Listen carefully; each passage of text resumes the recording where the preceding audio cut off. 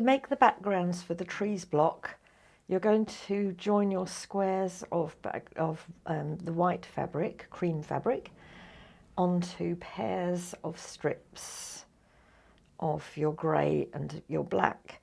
Now I was running short on my fabric, and so I had to cut my pieces individually.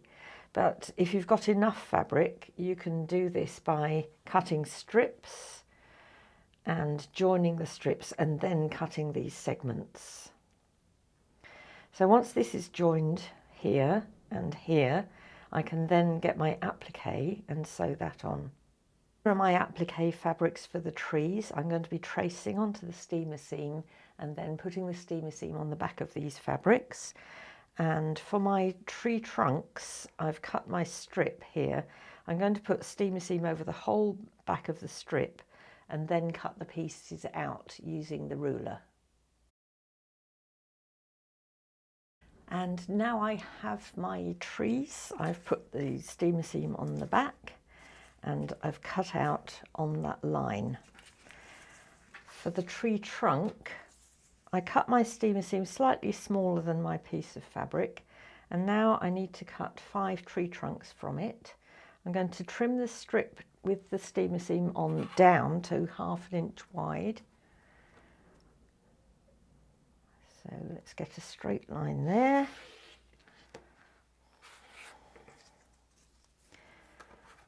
So 1/2 inch wide.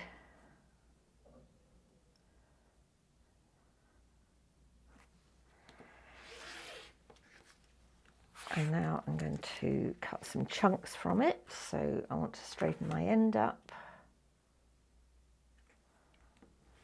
like that. And then I need 1.5 inch chunks from here. 1, 5. So there's my tree trunks. And now these are now all ready to go onto my backgrounds. I've sewn my backgrounds now. The grey and the black are sewn together. If you do that by strip piecing, when you've sewn your strips, you're then going to cut those down to 3.5 inch. So you'll need 5 3.5 inch chunks from your strip piecing. So this piece will end up to be 3.5 inches square. I pressed the seam open to reduce the bulk when we're adding the applique, and then I've joined these onto the background piece and pressed that seam open.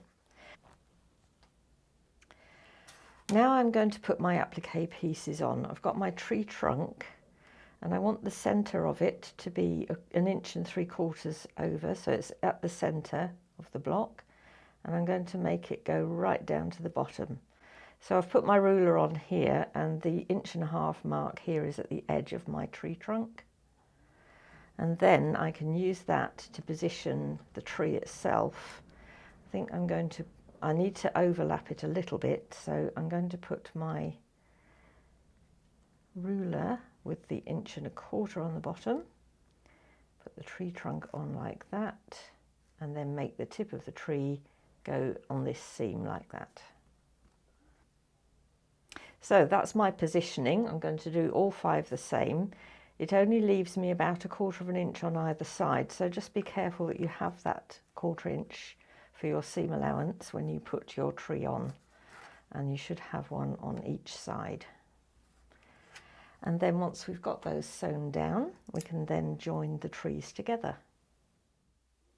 And now that I've stitched around my blocks and taken my stabiliser off, they're all ready to join.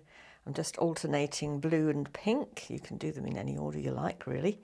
And then once they're joined, all I have to do is take my D strip and put that on top.